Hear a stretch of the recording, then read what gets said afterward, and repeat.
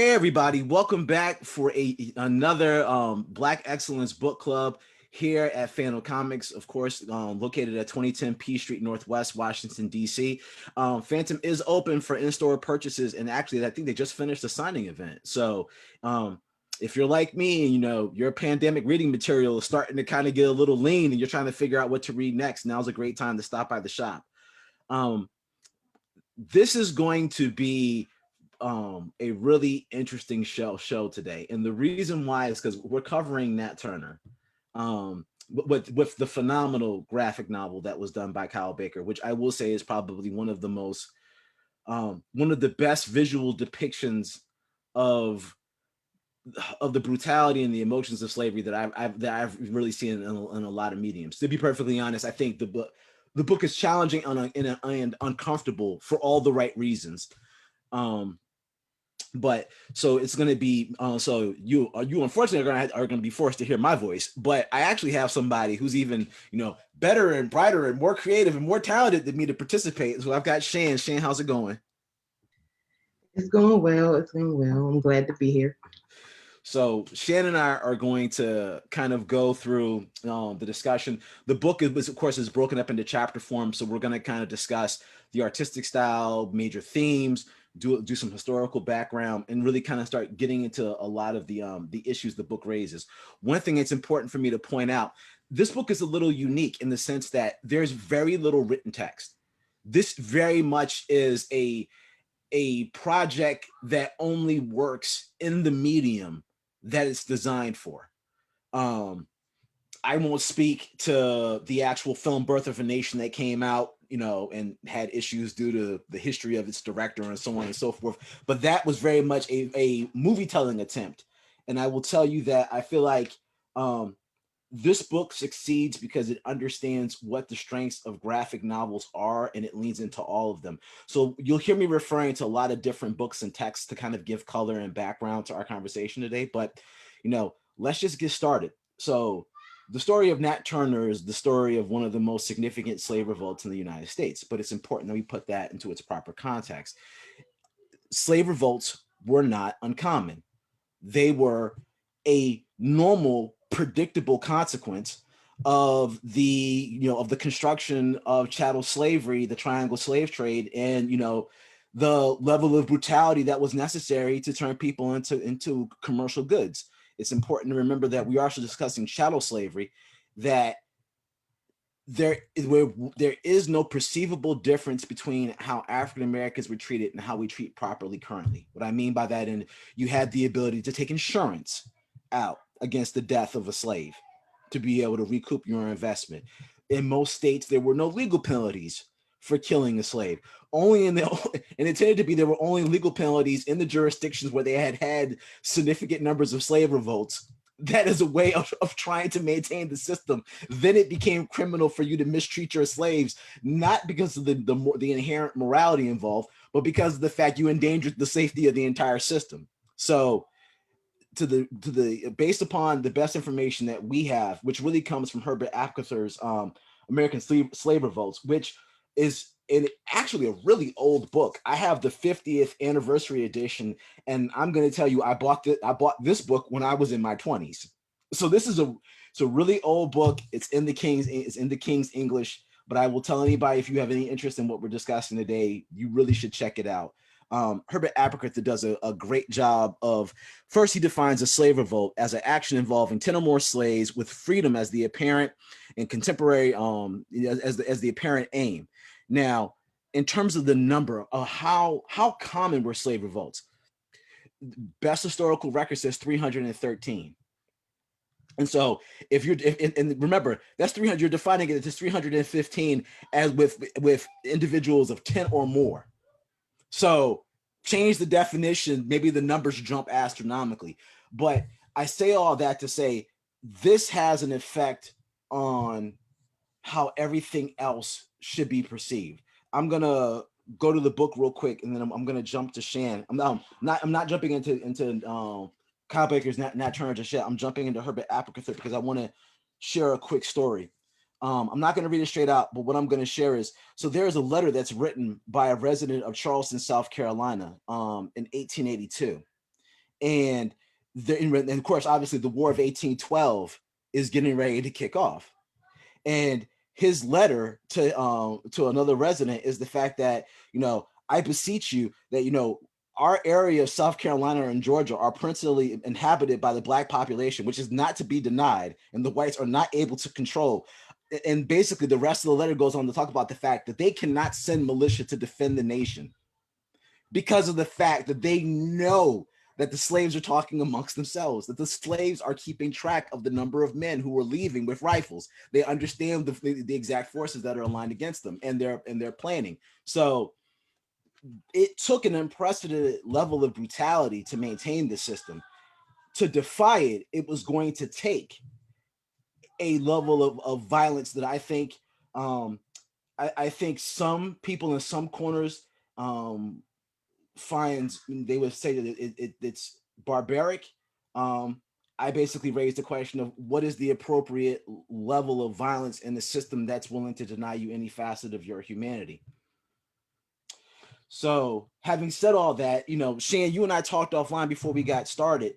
This is an area of an American history that a lot of us don't get exposed to. Did you ever, get any education or any exposure to slave revolts? Just because both of you and I are HBCU grads, and that's the thing I find fascinating too. Because I didn't get it at my HBCU either. Go ahead. Yeah, minimal. Like as an English major, we examined a few slave narratives, but even those narratives, 9 times out of 10, had very little to do with any sort of rebellions or, any violence against slave owners. Of course, I had heard of Nat Turner and of certain other rebellions, but I got no real education about those in this book. And wanting to know more about it after having read this graphic novel, I feel like it's probably going to open up my my knowledge on the subject. And yeah, I'm really just looking forward to talking about it. I know I'm about to learn a whole lot from this conversation. So But you and me both, because again, I was a political science major, and so for me it was stunning. I learned a lot about this stuff, believe it or not, when I was in law school, um, but never received it anyplace else. So I want to kind of start our initial conversation with about the use of violence in obtaining freedom. Um, there's no nice way to say it. This book is brutal from its very inception. It makes it perfectly clear that it's like, the process of being enslaved was was nothing that was remotely approaching humane. It was hunting. They were hunting for other human beings.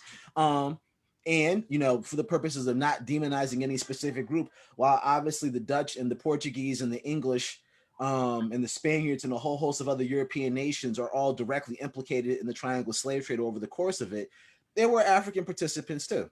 I mean, and that's part of what you see. Some of the initial slave catchers happen to be other Africans. Now, I'll just say, to put this in its appropriate context, people often try to use this as an apology for the behavior of white Americans during the course of slavery, saying, well, hey, if they hadn't been sold to us, then it never would have been an issue in the first place. It's important to talk a little bit about what slavery was like in Africa, which is slavery was not a permanent condition or state. Did slavery exist in Africa? Yes. Ironically, where did it really start? Started with with Arabs moving into the area. Really, the Islam came just like Christianity did, by the sword, to the African continent. And the first time you have widespread slavery is really, is really being carried out, by the Arabic invaders, the Muslim invaders during that time period invading the continent.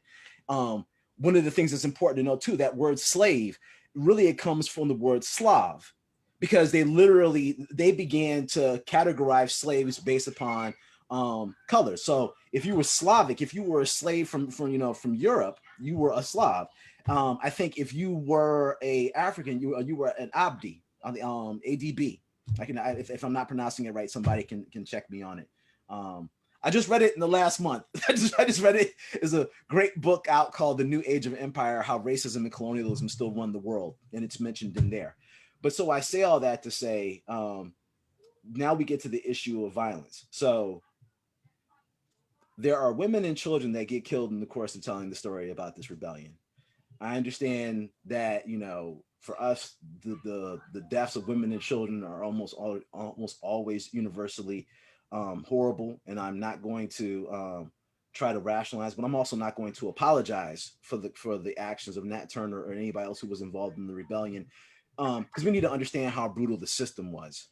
Um, but first, you know, I want to kind of kick it to Shan, because Shan, I do want to hear kind of like your general thoughts about about the appropriateness of the use of violence in order to obtain freedom. I think sometimes violence is absolutely necessary, especially when it comes to obtaining your freedom, especially when it comes to obtaining your freedom from a system like that of chattel slavery, like something, like you said, that completely robs you of every aspect of your humanity. And then not only yours, but your children and their children. And like, there's no, at the time, no foreseeable end to this, this system that people were forced to live under.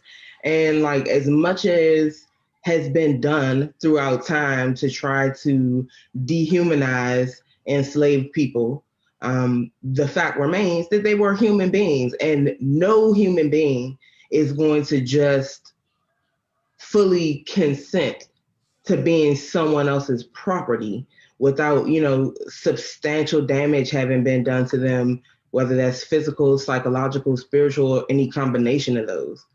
And, the fact that, that enslaved people had the wherewithal, the capability, like the drive to fight for their freedom, I don't feel like should come as a surprise. And if it does come as a surprise, like I invite people to question that. Like, why do you find it, why do you find something extraordinary about the fact that people might fight to free themselves from a system like that? No, I mean, I think that's well said, and I will just add, you know, I am somebody, you know, I grew up in a household where, you know, I was listening to Malcolm X tapes as a kid. And one of the things that Malcolm X always talked about was that there is this thing that's unique to America where, you know, America obtained its freedom by violence.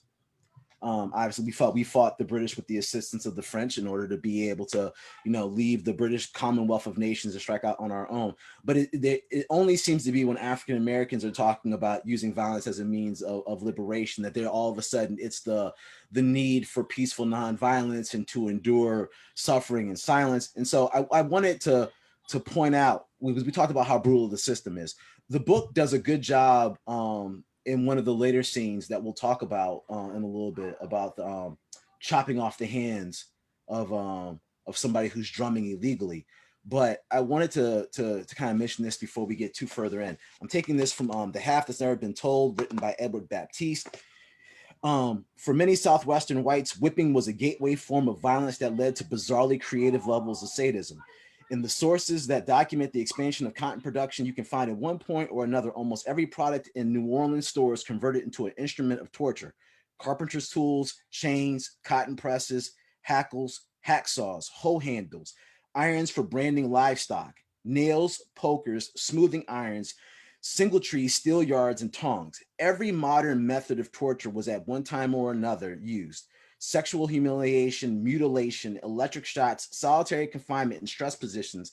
That means your body's being held in a position where your body's breaking itself. So think of like the crucifixion where you know your body literally breaks down from being in a forced position. Same thing. Burning and waterboarding, which if you didn't think waterboarding was torture, here's a newsflash. Always has been. But so having said that, this is the system that these individuals are finding themselves confronted with. So let's let's be honest amongst ourselves today and just say, if you are encountering a system of disproportionate, overwhelming violence that is incapable of acknowledging your humanity in any way, shape, form, or fashion. You have no bodily autonomy. You can't, you can't marry. You're married until they sell your wife or your wife gets killed, or you get killed, or you get sold, and so on and so forth. That's the system that we're talking about. So, having said all that, it's time to jump into Kyle Baker's book. So, look, one of the things, I really, because you obviously are much more artistic than I am, because anybody who's watching this can see, the wonderful, the wonderful project that Shan completed in her free time. That I can tell you right now that you could give me 60 years and I couldn't get anything that looks half that good.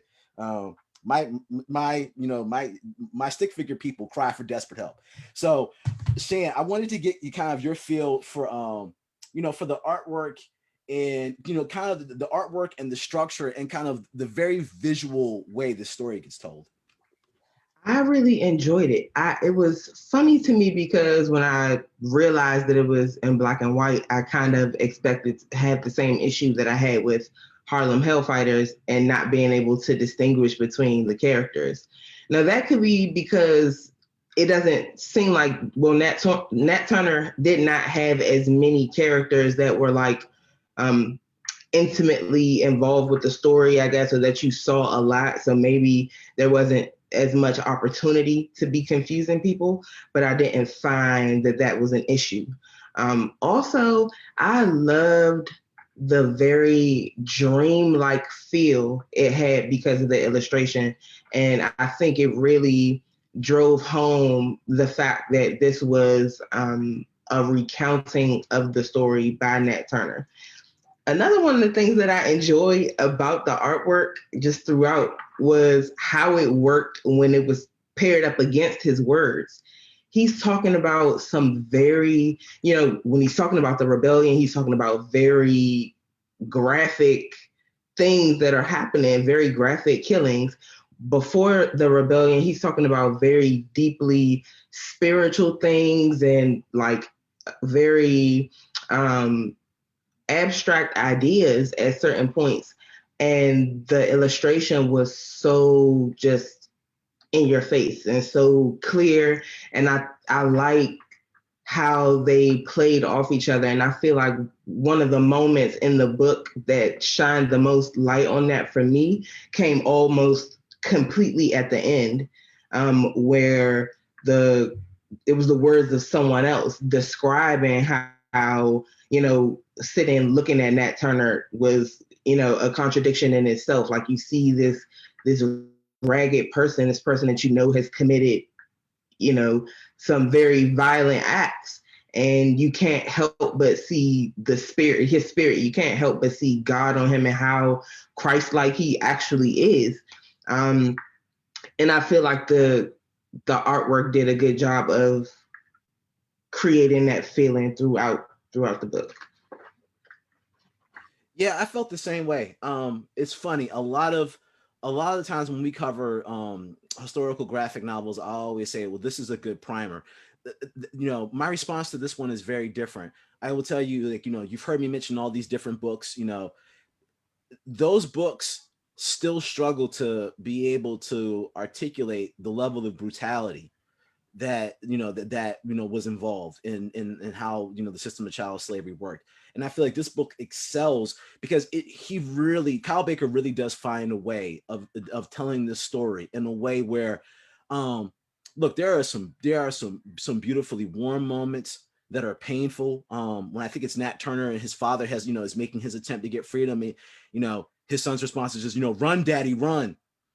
And I mean, just I found it very emotionally moving because of how he chose to depict it. Um and I think the thing I was impressed more than anything else with his artwork was the level of nuance. And it played in little ways that, like we'll talk about in terms of Nat Turner, trying to read and then hiding the fact that he's learning how to read. And like you have no verbal cues. All you have are the visual cues from his face that are basically showing they expect me to be a Sambo and I'm going to play stupid so that they think that I don't know how to read, but I know a lot more than any of them suspect.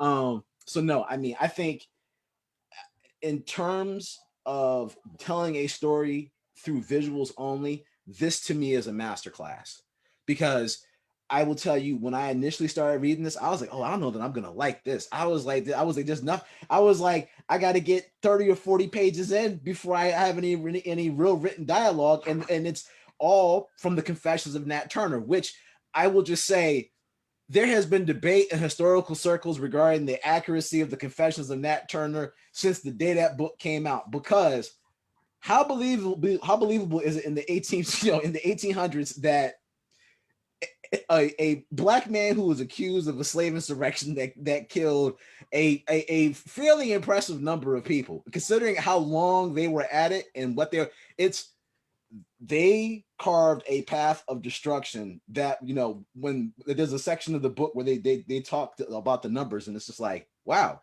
um how believable are the confessions if you're talking about the confession of somebody who's allegedly responsible for this? He's committed the most heinous act in this society. He has defied white supremacy and white rule. He and his cohorts have asserted bodily autonomy. It's important to note there were female slaves who participated as well. There were a few, although I would say the front of the book does a much better job of kind of including women in the narrative of child slavery. I will say it kind of falls off further in, but you do get scenes of female enslaved people using firearms as well. So I say all that to say, the Confessions of Nat Turner, the actual text, I think Kyle Baker does a great job of using it. How believable is it? I don't think we're ever really gonna know. I mean, I just don't think we're ever gonna know. But go ahead, Shan. One more point to something you just said about how when you first started reading it, you were like, man, I'm so deep into this book and there haven't even really been any words. I felt the same way when I first picked it up. I think I set it down for like a day or two. When I came back to it and started it over, it was a completely different experience. It was literally like watching a movie play out in the book. The way that the scenes just kind of flowed through, like the actual kidnapping of all these enslaved people, showing what the actual journey was like, and it just was very gripping, and it really didn't need the words. But I think if you go into it expecting, because it's historical, so you kind of go into it expecting some sort of, context being given. But the fact that this didn't really need any context in that way, the pictures were absolutely enough. Yeah, no. Again, I think Kyle Baker could teach a master class on visual storytelling, because I will tell you the other thing is there is a wonderful flow to this book, where even though it's still just a visual, like he's so specific in each image that he gives you, that they build layers of the story. And so I will say it's ironic, because I mean, look, I love the Harlem Hellfighters. I had the same problem that you did in regards to being able to track characters. I felt like it was less so in this case, but there were a few moments, but I felt like he was so intentional and so specific in each image that even though I don't have color and I don't have words, I can figure out who's who. So I know the same bald-headed black man who's swinging the axe, who's waving at his master's son, is the same guy who I see depicted later on in the rest of the book. So I give Kyle Baker a lot of credit for. I mean, look, most telling a story without words in comic books is one of the most difficult things to do. And having said that, it's like, look, there are only a handful of successful examples. I mean, we're really talking about, there's the issue of G.I. Joe written by Larry Hama that's all silent because it's starring Snake Eyes. There's a issue of Batman and Robin after Damian Wayne was killed that's an entirely silent issue, because they're trying to show Batman dealing with his grief. And I'm saying those are books that with page counts that are like 22, 24 pages. And we're talking about it being a major artistic achievement that they were able to convey a complete and total story without words. Well, imagine doing this. You've got to get 200 pages with, I mean, look, I'm being looked with a smattering of words scattered across this book. So, I mean, I cannot, profess my appreciation for Kyle Baker enough in regards to his artistry and his talent. Dealing with the book itself, Shanna, one of the things I want to talk about was how the book opens, because one of the things that that I loved more than anything else is that we get a moment of normalcy. It's important to remember these people are literally snatched out of their lives. So the same way that we go about our daily lives and all, well, prior to the pandemic, all the daily routines that we all have, these people are snatched directly out of it. So Shan, I just kind of wanted, now we're talking about, the first chapter appropriately titled Home. um, I just kind of wanted to get Shane your thoughts on, you know, the initial opening of the book, the all the events with the with the slave catchers, and then we'll get into we'll use that as a bridge to our conversation about women, enslaved women in slavery as well, because I feel like this chapter does a better job of expressing that than any of the other chapters. So go ahead. Yeah, I really appreciated the opening of this book for the same reason that you just said, like the little glimpse into daily life that we got before all hell broke loose, literally. And it was beautiful to see, people flirting, people selling their goods, like kids playing, having fun, like people literally just living life. And then here they come. The other thing I really liked about the opening of the book was how far people went to try to escape enslavement before they were even fully enslaved, or before, I guess you could say, they had actually been captured. So it's like, I feel like I've heard certain narratives that suggest that people were like completely unassuming and had no idea what was going on. It was very clear that these people knew what was happening once it started happening. And they knew that they had to try to escape this at all costs. So, that just adds another layer to why I think it's so unreasonable, for us to be surprised about there having been slave revolts and rebellions once those same people actually made it here, to the Americas, or to the islands, or wherever they were taken. Yeah, like people fought from the very first moment that their freedoms were being taken away from them. And that's something that I appreciate that was shown in the book. Definitely, I feel like that first chapter showed a lot about, the treatment of enslaved women and the positions they were put in, and the types of choices they had to make, not only for themselves, but for their children. And that's another thing that I feel like women were very aware of always from the very beginning. And it's not, you hear stories like about Beloved, or certain other stories like that, and you think that they're one in a million, unheard of, unconceivable things, but this is something that people were faced with all the time, and probably happened to countless mothers and countless children. And I appreciated the fact that it was given space on the page. Yeah, I mean, I think it's important that the first time we see someone fighting for freedom, it is not a man. Because I feel like, especially with, look, whenever we talk about fighting or rebellion, there is, look, men have done a wonderful job of conveying the idea that we're the only people who ever fight, we're the only people who engage in violence, or, in order to obtain freedom. And I believe this is Nat Turner's grandmother. And this is really kind of recounting the story of the family. And I think, and I'll say this is where the book, I feel like, is a little hard sometimes. Sometimes it's hard for me to catch the full narrative. I did something that when I read it the first time, I couldn't figure out if there was a direct relationship between the initial events and Nat Turner.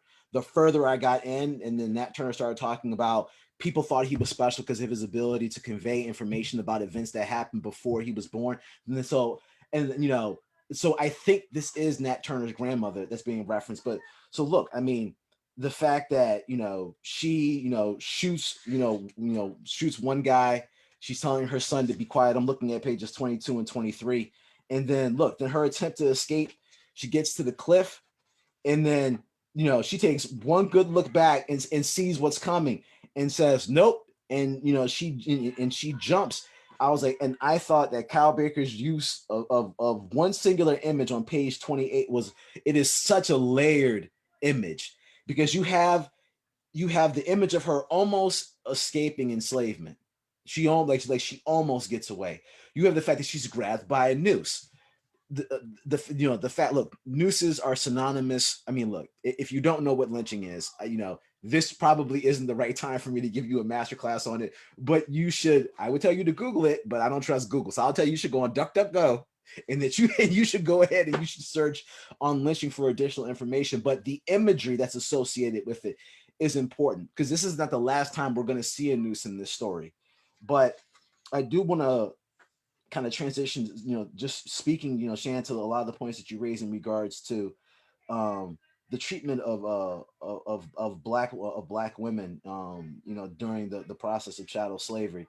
Um, it's an uncomfortable thing, because I mean, look, the first time we see this woman, she's, for all intents and purposes, I can't tell if it was traditional African clothing, or if it was, she was wearing something because of her, of her Muslim beliefs. I could, the book doesn't really clarify, but either way, you see a sophisticated, dignified woman, and then a couple of pages later, her in shackles, and they're stripping her clothes off of her. So she's not entitled to have any dignity, including not even the dignity of being able to cover yourself, and just forced to be naked in front of everybody. And then, I want to make sure we go into it in depth. It's the look, man, her defiance. I mean, they're trying to bring her to heel, and she is kicking and fighting to the point that they're ready to shoot her until somebody says, "You're shooting my money." So that, plus the scene with the branding. So, Shan, what were your thoughts about that? No, I agree with everything you're saying. Like the fact that she's shown fighting. I honestly feel like the way it's depicted here in the book is that in a lot of ways the women are shown as being more brave, or at least in this part in the book, she's shown as being a lot more brave than the men around her, like in multiple different ways. Like she's ready to end her life. She's willing to end her child's life. She's willing to fight. She's willing to. There's no point at which she's just docile and is going along with what's happening to her. So yeah, I like that. And I also feel like it was very intentional that they chose to humiliate a woman, and this particular woman, in front of everyone. Because like you said, she's clearly a very sophisticated woman in the opening of this book. So it's like, we have to break the one who's obviously the strongest, obviously the one who's going to put up the most fight. And yeah, I don't think they ever succeeded at breaking her at all. But they definitely tried. And that moment that you were talking about, when she jumped off the cliff and was caught, like I instantly was like, how bad do they want to enslave her? Like she literally jumped off a cliff and you still caught her. And I feel like in a lot of ways, Black women still live under that type of energy. Like, how far will this world and will these systems that we have to live under go to enslave us, go to rob us of our freedoms and our rights as human beings? Like when you are Black and a woman, they will go pretty far to do that. And I thought that was an image, like you said, that was very multi-layered and spoke to a lot of things, that were happening in, this time and that are still happening.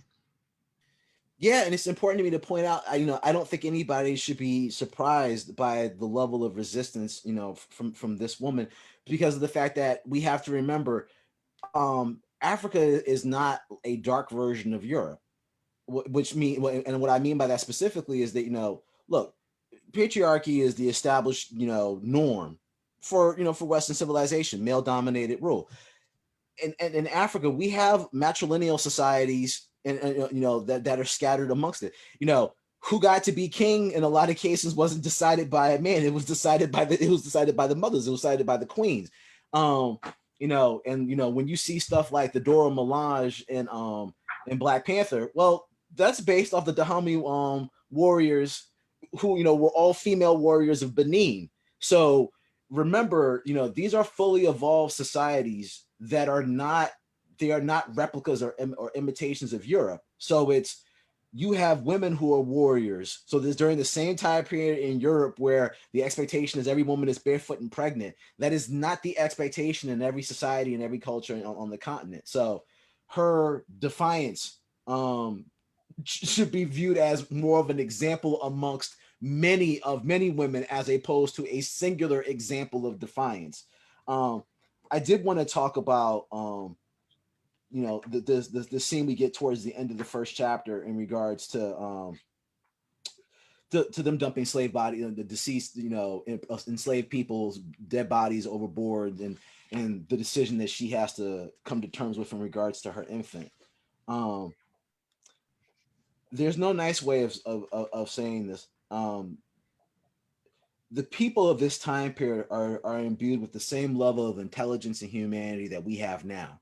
So they're perfectly capable of understanding their circumstances. So, are the same woman we've been talking about, she gives birth shackled shackled in the bowels of this slave ship, which, for the record, it's important to remember, people were not permitted to go out and use the bathroom. People are, you're literally packed in with people's urine and defecation and dead bodies and diseased people. So in the mix of all that, she gives birth, and she gives birth next to a woman who has passed.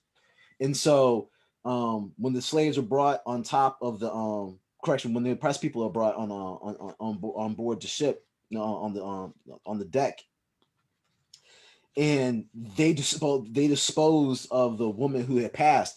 I like that, the look that Kyle Baker draws on page 47.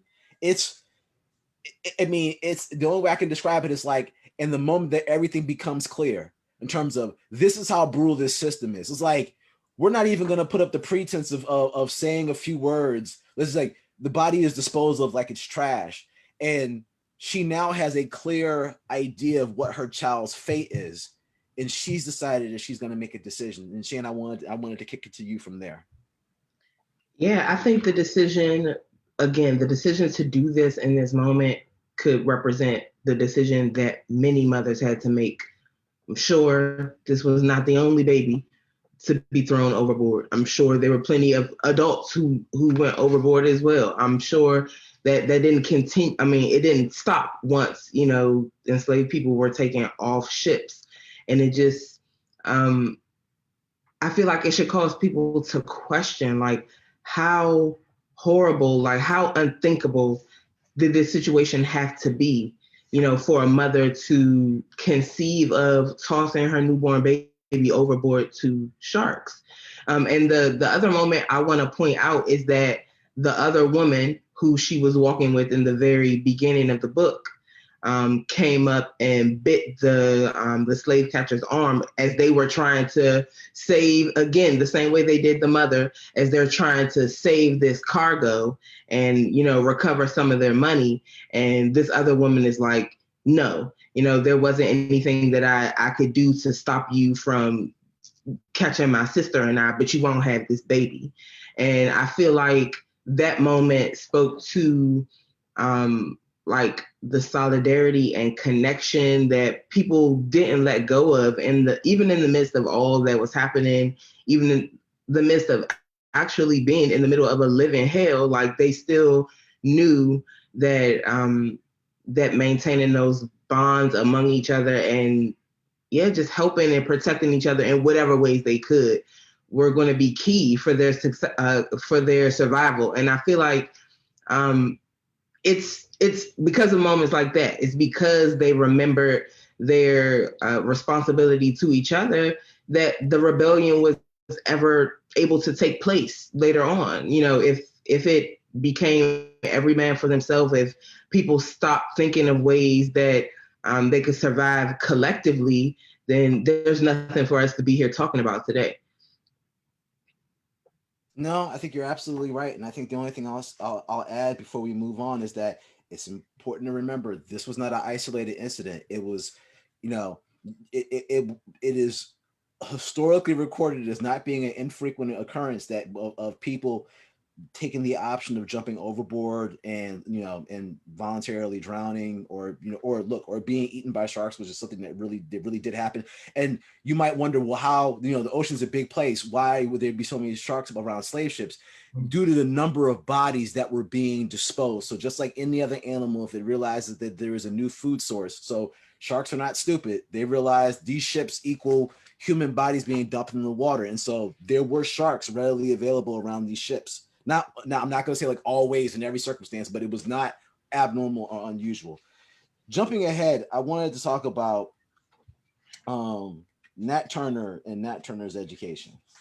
Um, it I'll just say really quickly, the fact that this chapter on education starts with an act of brutality, it just kind of shows you, when we're talking about education, it's Nat Turner learning about the system that he's living under, in addition to him, developing his intellectual abilities. So, I mean, Shan, just your response on referring to the scene that plays out over pages 62 through through actually no 62 through 68 in regards to the drummer and what happens to him. I think this is where Nat Turner is shown like the importance of being able to communicate, the importance of having a language that is separate from or not something that can be easily deciphered by slave owners. Like, I think he realizes that this man is not risking his life for nothing. Like, what he's doing is something important. He's playing a necessary role, in our community, and a necessary role in our survival. And I think that's something that spurs him. But I also see that this is a moment where he sees the cost, like what's at risk should he try to put himself in the position of being messenger or any sort of leader or anything like that. So it's like a defining moment, I feel, in the sense that he has to make a choice right then about how he's going to relate to freedom, how he's going to relate to having the audacity to try to subvert this control that these people have over his life. And I never noticed any hesitation. Well, I'm not going to say I don't really notice any hesitation from him when he's faced with those choices, because I feel like there are multiple moments where they come up.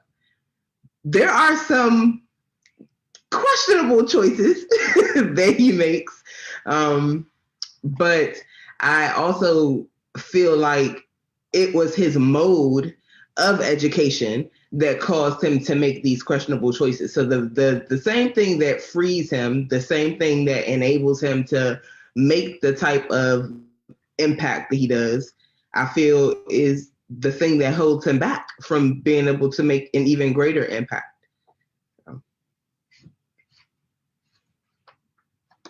That's what happens when you start trying to talk and you still got yourself on mute.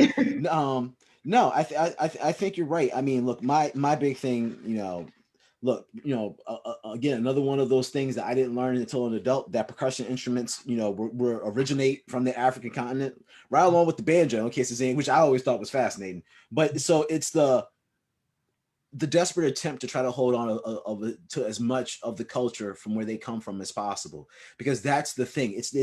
It's the communication, from one plantation to another. And there's a great scene, and I think like a couple of pages away from there, where Cal Baker has the slave singing. He doesn't put any written lyrics there, but it was, I think it's in his footnotes in the back that slaves were notorious for sending messages to each other through song, because they knew that the overseer was not paying close attention to the words, and as long as the pace was right, they weren't saying anything. But it's this need to try to communicate and preserve their culture, and being willing to suffer the sacrifices of it.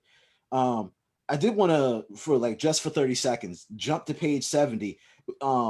Nat Turner and his refusal to eat from the pig trough.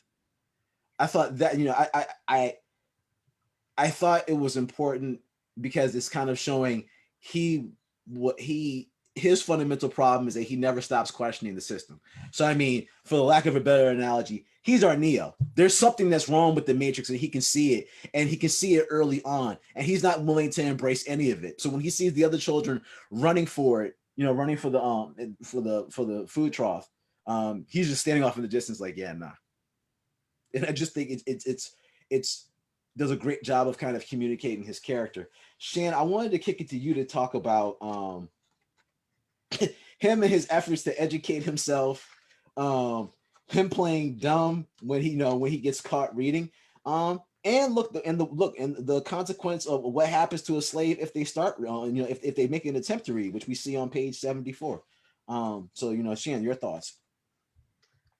Um, I love his attempts to be educated. I think it's amazing that he knows very early on, like, the power of an education, and he has a drive to get it, even though it's constantly withheld from him at every turn. Like, they slam the door in his face when they notice that he's listening in as the kids are learning their alphabet. And like, oh, but no, the moment where he's reading the Bible and the overseer walks up, and not only does he put his Sambo face on, like you said, but then he flips the Bible upside down. I felt like that was another one of those moments where the image had so many different meanings. Like, even that moment, I felt like it was foreshadowing, because so much of what he did, or what he eventually did, was based in his interpretation of the Bible. And there are so many people, I'm sure, would say, oh, this is as anti-Christian as you could be. Well, that's debatable. And depending on how you were taught the Bible, or like how you come to interpret it, and how can you fault him for the way that he came to interpret it? You wouldn't teach it to him. So, he learned it on his own. So I feel like, that was one of those moments where another defining moment where it's just his knowing. I feel like part of it was innate. Like, he knew that he was destined for something different, something great. He knew that he needed education in order to be able to manifest whatever that greatness was. But I also think it was definitely helped along by people in his youth. He's always talking about how the elders constantly told him that he was different, that he was special, that he was there, to serve a special purpose. And he talked about how it wasn't even just Black elders who said that to him. It was, older white people told him that too. And I think part of what clued him in to the importance of education was that people told, let him know that they felt that he was capable of being educated. They made the mistake of also letting him know that an education would make him useless, quote unquote, useless as an enslaved person. And I'm pretty sure he probably desired nothing more than to be useless as an enslaved person. So, that right there is the key. He was, if I want to be free from this position that I'm in, I need to gain this thing that they're constantly trying to keep away from me. Yeah, I mean, it automatically triggers for me that great Frederick Douglass quote. Once you learn how to read, forever you will be free. Um, and look, I think Kyle Baker does a great job in the preface of raising how important it is, because he says, look, Turner was a lousy fighter and a inept swordsman, and most of the people he tried to kill didn't die by his hand. His sole strength was his superior brain. He is the leader because he had developed his mind by reading, which happened to be one of the most illegal things in the United States to do at that point in time. I can't even, I mean, I think the closest analogy now would be like providing material aid to a terrorist organization attacking the United States. That's the degree in which this education of Black folks is criminalized. There's so much in this book that I want to go through. I was like, but we got to skip ahead because we won't have a chance to cover as much. Shane, I did want us to before we left this and we get to the actual rebellion. I did want us to take a moment to kind of talk about his ministry, and I think you make a great point in regards to, you know, the Christianity and his interpretation of Christianity, which again I find to be one of the most fascinating parts of the story, because for those of you who don't know, you know, first there was a debate whether or not, and I'm taking this from Ibrahim X Kennedy stamp from the beginning. First, amongst Christians, there was a debate in regards to whether or not enslaved Africans had souls.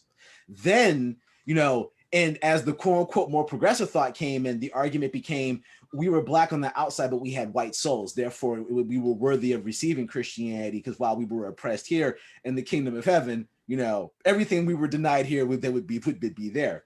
And then we get to the point where they're actively teaching Christianity, but they're not using the entire Bible. For anybody who doesn't know, once, you know, the pandemic's over and the world goes back to normal, and the African American Smithsonian, they have actually they have Nat Turner's Bible at the African American Smithsonian, but they have a slave Bible in there as well.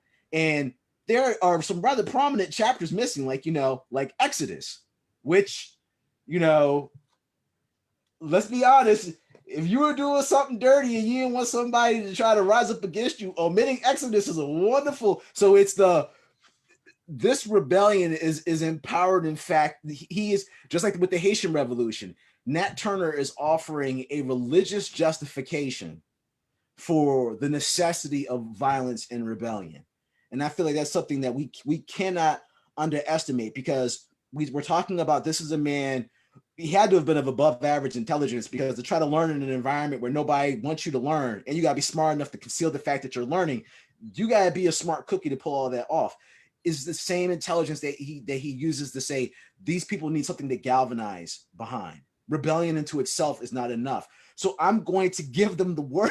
The word. So, you know, Shane, just, you know, your thoughts on that. I think he definitely had to be of like above par intelligence to realize the opportunity that he had before him.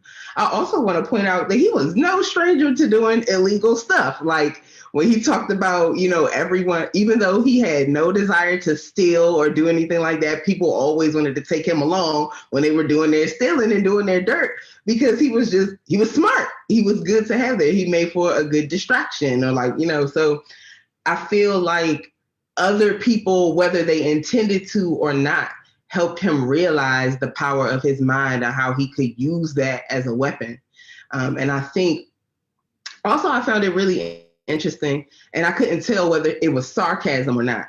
I think was it page 92, or it's 92 or 93, those first two lines where he talks about, you know, not being fond of, it's not 93. He says, knowing the influence I had obtained over the minds of my fellow servants, not by the means of conjuring and such like tricks, for to them I always spoke of such things with contempt.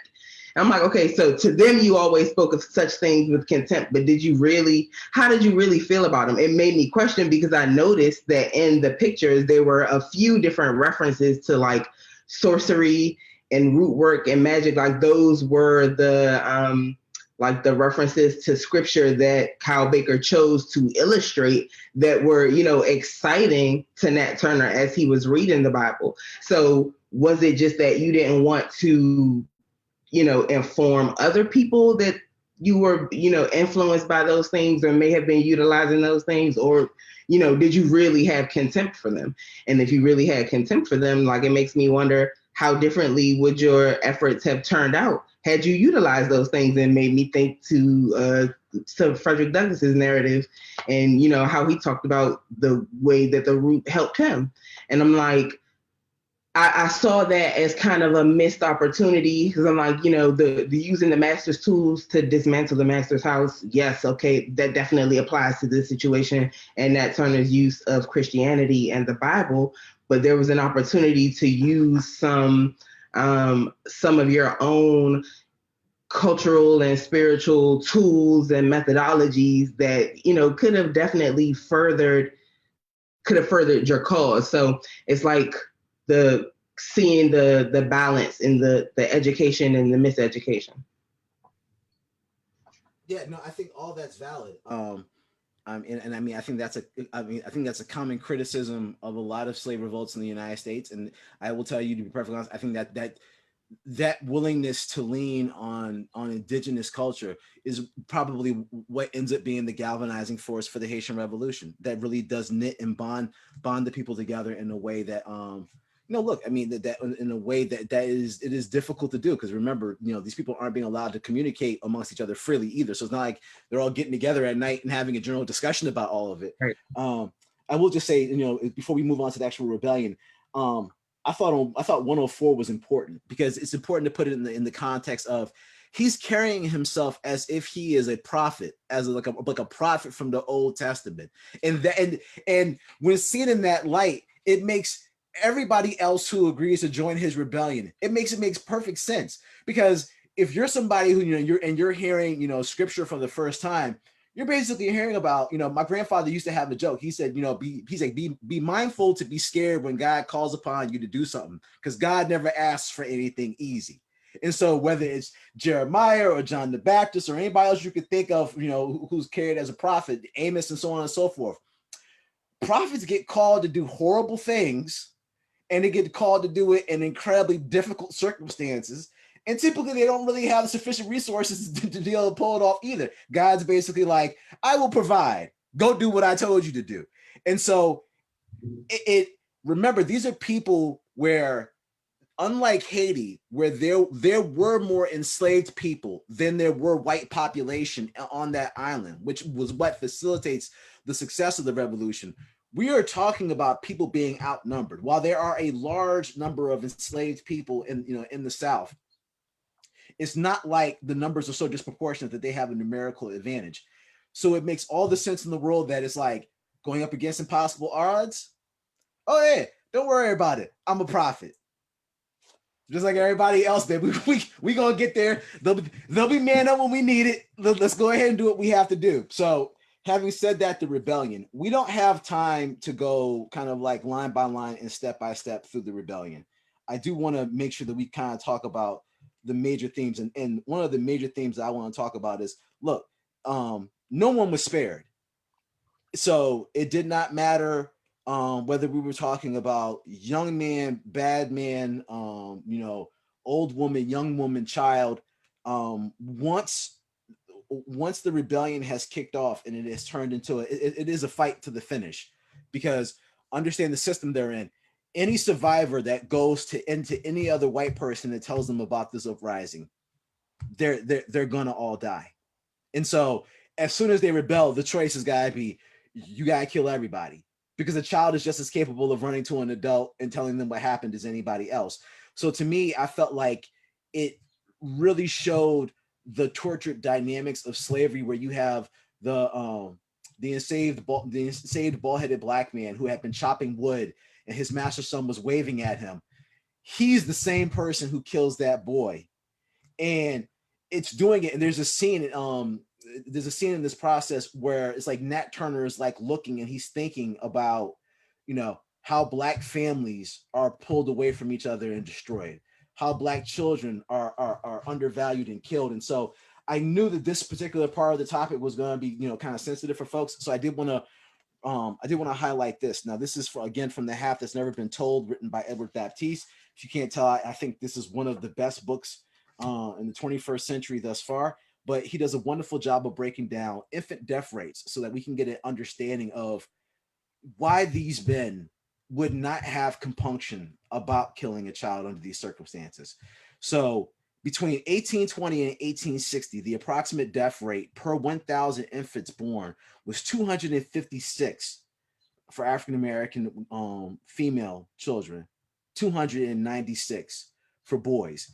At that same time, for 19th century whites, the approximate death rate per 1,000 infants born was 162.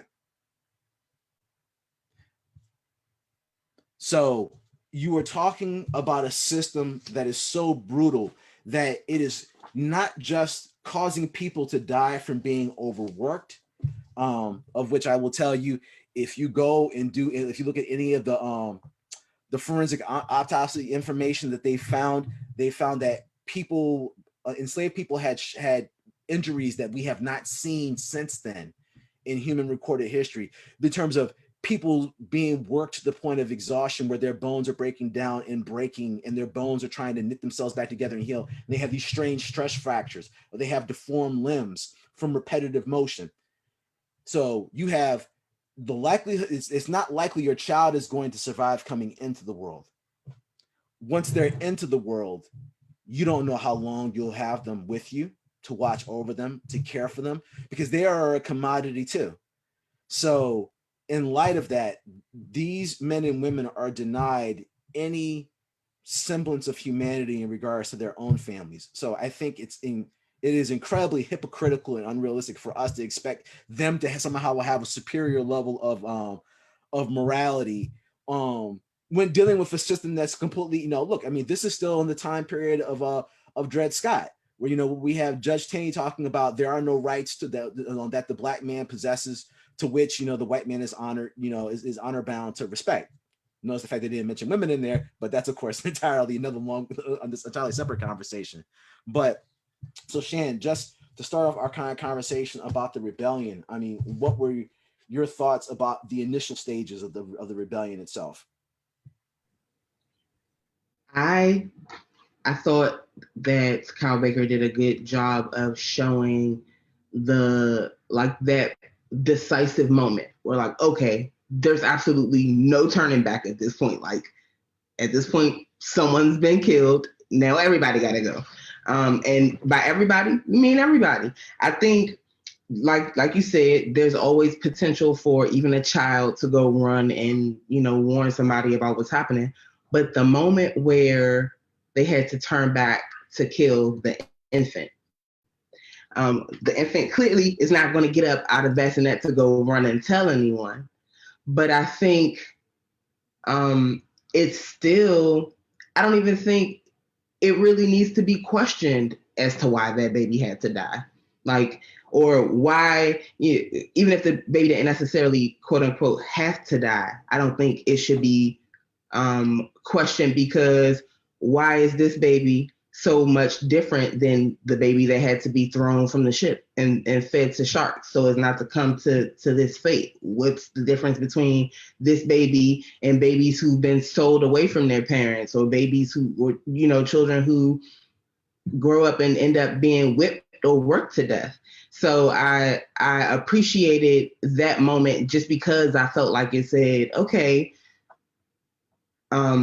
you can, it kind of, I guess, softens the blow. Oh, that this child had to die because they've been told on us. Well, no, this one couldn't have run anywhere and they had to die too.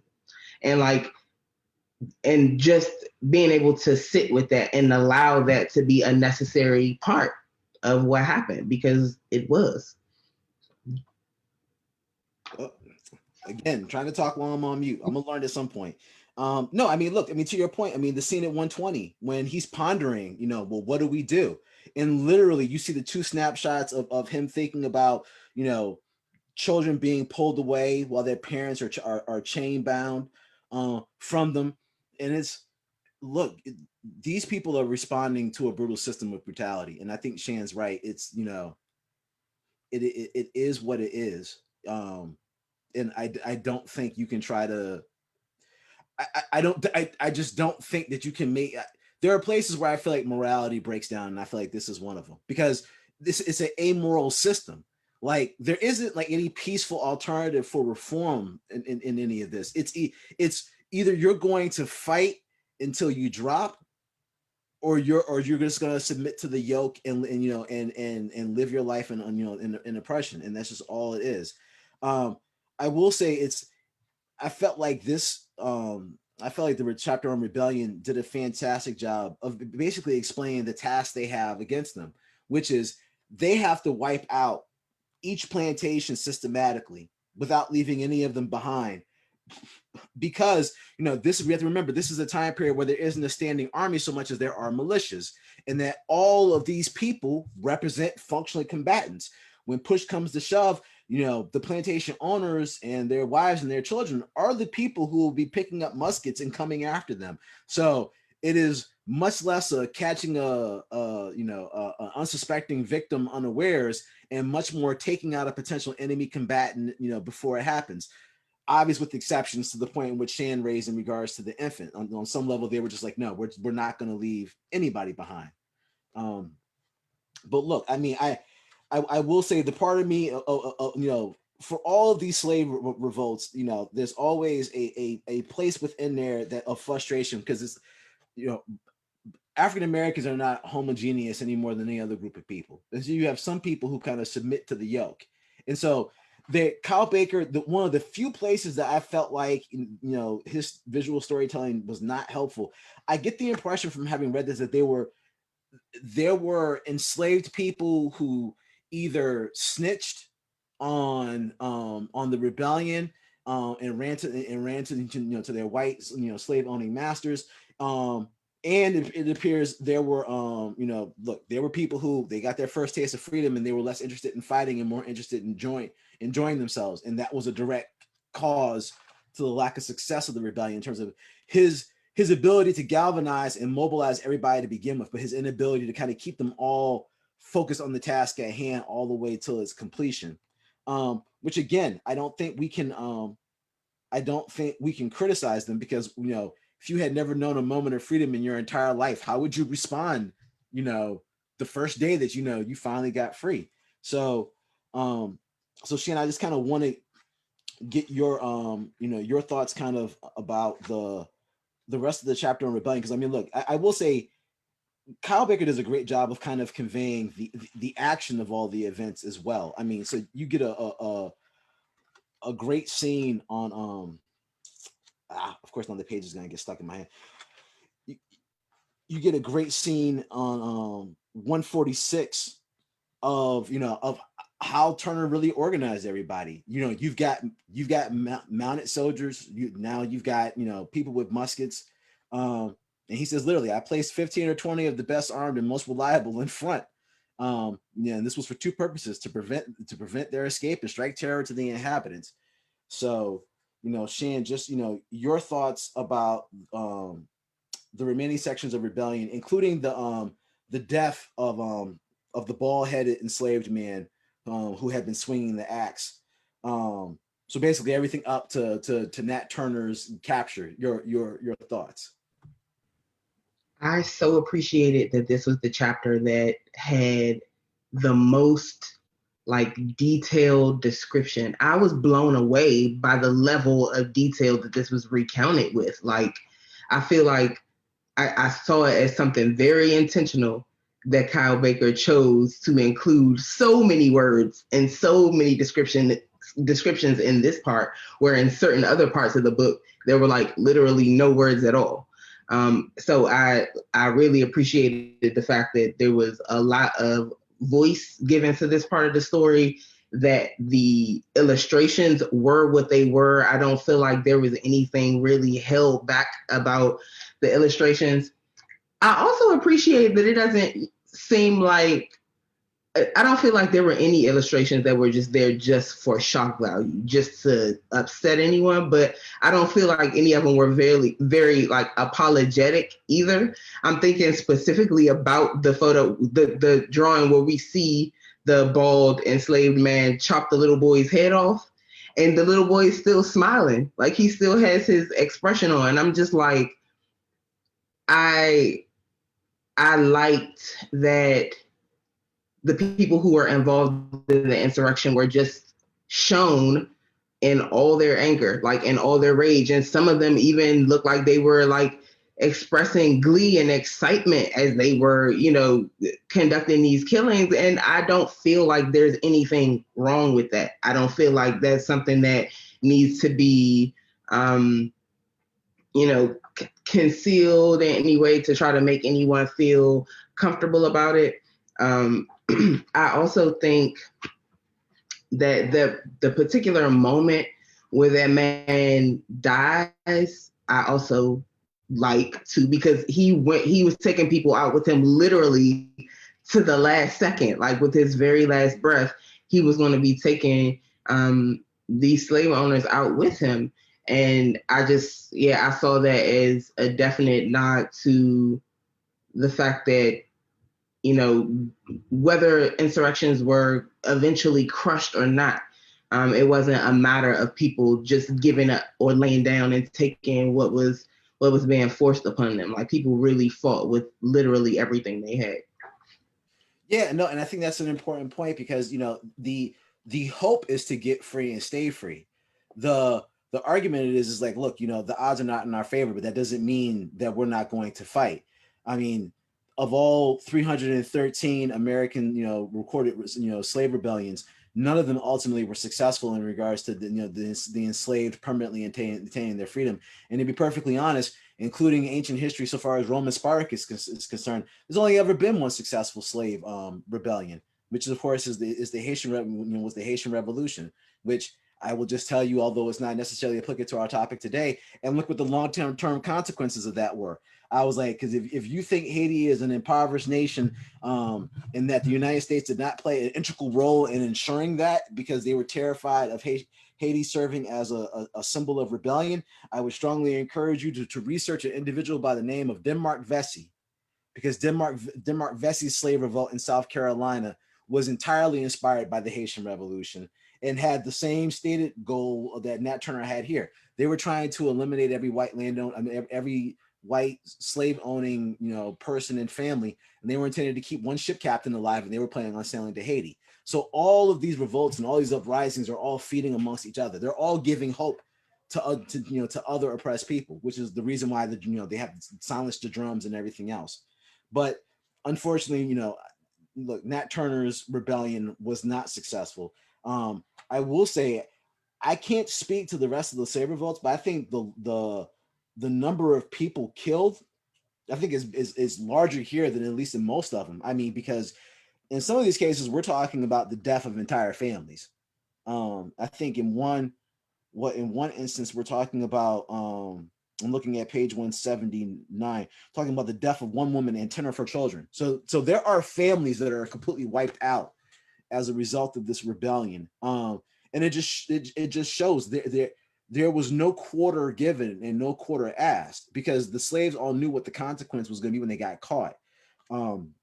But speaking of which, since we're on, which unbelievably we're running out of time. It always never ceases to amaze me how we come on to do the show, and it's like, oh, we got an hour, it's plenty of time to cover the book, and then you look up and you're like, oh snap, we're almost out of time. I would be remiss if we did not give some time to Nat Turner and his eventual demise. So first and foremost, we get the scene on 188 of Thomas R. Gray, who I'm assuming was the writer of the Confessions of Nat Turner, and I think it tells you everything about this country as it was comprised then. When just reading this, I shall not attempt to describe the effect of his narrative as told and commented on by himself in the condemned hole of the prison. The calm, deliberate composure with which he spoke of his late deeds and intentions, and the impressions of his fiend-like face when excited by enthusiasm, still bearing the stains of the blood of the helpless innocent about him, clothed with rags and covered with chains, yet daring to raise his manacled hands to heaven, with a spirit soaring above the attributes of man. I looked upon him and my blood curdled in my veins. And then really quick on 189, the question that he poses to Nat Turner: do you not find yourself mistaken now? To which Nat Turner's response is, was Christ not crucified? Shan, your kind of response to that. Gangster. I love this moment. I loved it. First of all, like, Thomas Gray's description had me cracking up, because I'm like, this man is so scared. He's so scared. And like, I feel like not only is there fear, I kind of sense jealousy too in his description. Like, how dare he? Like, no matter, there's nothing about this physical moment, nothing about our environment, nothing about the way this man looks, about the shape that he's in, should even suggest to him or anyone else that he's human or should be regarded as such. And here he is, like, basically appearing as a god to me. This man has me shook. Like, I'm admitting that myself, and he's sitting here in shackles and knowing that he's about to die. And it's just like, this is what I meant by no matter, it's just like the extent that this and goes to rob people of their humanity, a lot of times ends up creating deities out of people that they were trying to turn into animals. And this is like a perfect example of that. And his response, of course, to the question is just like, it doesn't get any better. And what did you expect his response to be? What did you expect? Like, the extent of his education is the Bible and his experiences. So, like, what other role model did he have to model himself after? Like, even though you didn't necessarily want him to be reading about Christ, I'm pretty sure whatever instruction that he was given was to be Christ-like, and to be all the things that the Bible would be teaching an enslaved person to be. So, like, what are you really mad at? Who can you be mad at in this moment? No, I mean, I think you're right. And just to add on to that, it's interesting to me. This is the only moment where Nat Turner is treated as a human being. Because now there's a desperate need to talk to him because they want to know why. Why did this happen? Why did you do this? And to me, it's amusing that it's like, so you denied the humanity of this man over the course of his entire life, but now at the 11th hour, it's while there's never been anybody who's ever been interested in your opinion about anything ever. Now we want to know, one, why did you do what you did, and two, are you sorry about it? And it's just kind of a reminder of the fact of what a kind of insecure, I mean from a mental and mentality standpoint, what an insecure system this is. In order to make the system believable, the people who are carrying it out have crafted a narrative where they are not the villains, which is the reason why when Thomas Gray is talking about Nat Turner's fiend-like face, and the helpless innocent around him that were slain, they're only capable of perceiving the events in a narrative in which they are the good guys. So the fact that they're encountering a human being who thinks he's the good guy, it's enough to, like, as what Thomas Gray said, I looked upon him and my blood curdled in my veins.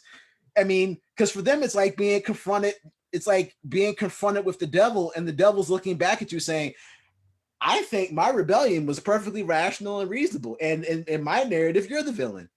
And so I just thought that juxtaposition in that moment, it's fascinating because for most of this book, we see violence, power conveyed through violence.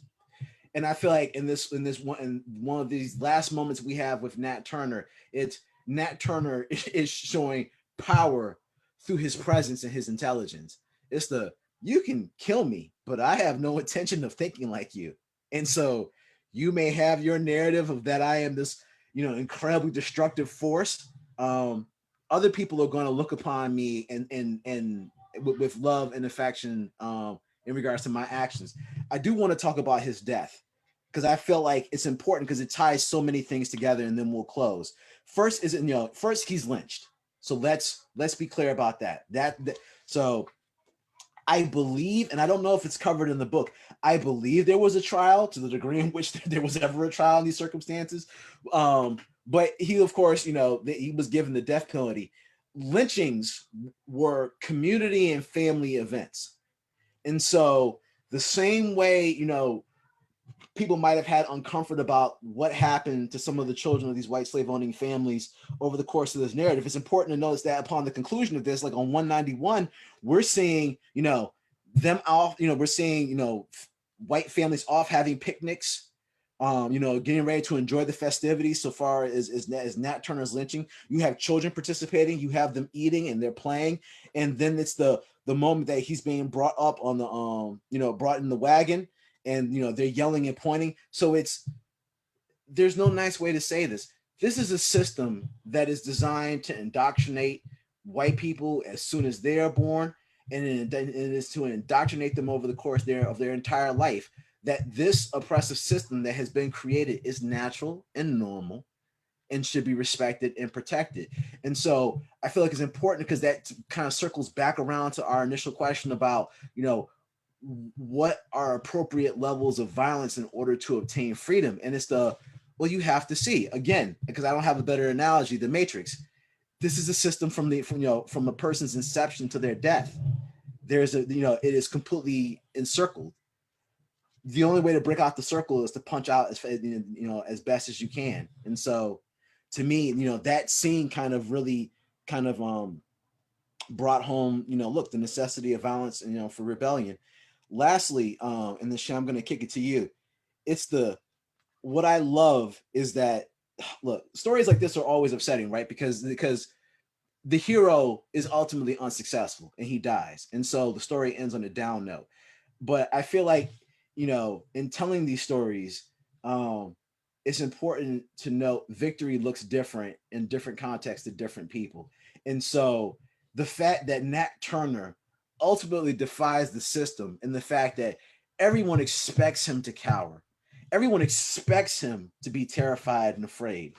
But and you can tell from the expectation of the crowd in the bottom panel in 195, with several of the men looking in complete glee, waiting for the moment that he's actually strung up. And then their look of absolute shock in the same bottom panel in 196, when it's like he was like a leaf. He didn't even, like a leaf coming off of the tree, which I thought was one of Kyle Baker's most masterful drawings. And it is such a small drawing, but he's just like, nope. The same way a leaf falls off a tree, he died with no mourning, no whimpering, no nothing. So the crowd is denied their moment of righteous vengeance. So Shane, your thoughts? That I love that the fact that they were totally disappointed, in that moment of expecting to watch him suffer, probably expecting to watch him beg for his life. They got none of that. They had to watch his ascension. And then to boot, they ended up actually deifying him and basically ensuring that the same way that he was educated via the Bible and modeled himself after the prophets that he saw in the Bible, he gave his story, it was put into a book, and then another enslaved person ended up picking up that book and running off with it in the end. So the cycle continues. You've literally, by your own depravity, like made this man into a deity and ensure that this energy that he carried with him is going to continue. Ensure that someone else at a later date is going to do their version of this same thing, or use this particular revolt as inspiration, the same way he used the revolts of Exodus as his inspiration. So it's just like looking at how the system of slavery kind of it perpetuates itself, like through the way that white people are socialized and even the way that enslaved people are socialized, but in certain ways, like it can't help but work against itself. Like the very same action that you took to try to squash these rebellious activities is what pretty much ensures that they're going to continue. Yeah, no, and as much as I don't want to have to leave it there, we have to leave it there. But look, I mean, I really kind of cannot give this book enough credit. Again, most of these historical graphic novels that we cover in Black Excellence Book Club, a lot of them I say this is a great primer. This is not the case with this book. This book, for all the books that you've heard me mention today, and I'm going to kind of share the titles again as we close out. This book sits as a perfect complement to all of them because it conveys visually what words fail to express. And so on that level, I mean, I think this might be my favorite graphic novel we've covered in a good while now. I was like sitting right next to Zora Neale Hurston, it's still like the graphic novel I think I probably personally learned the most from. But somewhere in between that and this, like, yeah, I mean, this was a really masterful storytelling. And to be perfectly honest, this is a work that's so fantastic that for me, I'm now like, obviously Kyle Baker is somebody whose work I need to become more familiar with. So now he's added to my list of authors where it's like, I got to find out what else did you do.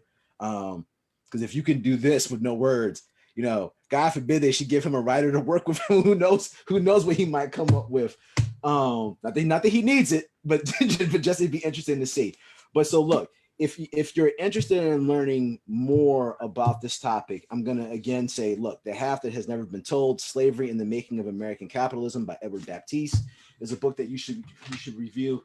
American Negro Slave Revolts by Herbert Apicather. Um, it is a absolutely stunning and fantastic book. It is not an easy read, but I will say I rank it up next to Howard Zinn's People's History of the United States of America in terms of doing an effective job of helping you understand the difference between the historical narrative and historical fact, specifically in regards to slave revolts. Then we have American Uprising by Daniel Rasmussen, which is the untold story of America's largest slave revolt, which is when the slaves were getting ready to march on New Orleans. And lastly, They Were Her Property, which is a book that's written by Stephanie E. Jones Rogers that does a great job of kind of discuss white female, ownership of enslaved people during the period of chattel slavery, and how they were not just quiet participants, but were actively involved in the carrying out and the administration of slavery. Having said that, if you've been with us for the whole hour and a half, I appreciate you. Sadly, because I feel like I could squeeze another 45 minutes to an hour out of this. This is the end of yet another Black Excellence Book Club. We will be back again next month. I think I'm gonna make Shan pick next month's book. I was like, because Shan and Megan have been nice enough about letting me pick books for the last couple of months. But seeing how much I learned from when they pick a book, I think I'm gonna make one of them pick one for next month. But having said that, of course, this program is brought to you by Fantom Comics, located at 2010 P Street Northwest, Washington, D.C. They are open for in-store sales, open for online sales. If you still don't feel comfortable enough to go into a business, I will tell you, I've been having my books mailed to me lovingly from Fantom over the course of the pandemic. So that's an option as well. If you don't want to give up your love for comic books, but don't feel comfortable enough about giving in the store, that's an option as well. This, of course, Shannon and I represent Pop Culture Uncovered, which is a multicultural collective that we discuss pop culture and comic books and movies and video games. You can check us out at Pop Culture Uncovered. Check us out on Instagram and Twitter at PC Uncovered. And we're on Facebook as well. I'm online on Twitter. My handle is Adisa Writes. That's ADISA. For the record, the reason why it's Adisa is because Adisa is Yoruba for one who makes his meaning clear. So that's like the ultimate arrogant writer statement, right? Like Adisa writes, as in like I write, and I make my meanings perfectly clear. It's like could I make a more gangster attempt to being like I'm the ish. So for Shan, and for me, for our homegirl Megan, who couldn't be here today, but she'll be on the next one. Appreciate your time and consideration. Hope y'all have a good one. Hope y'all enjoyed this one as much as we did. Peace.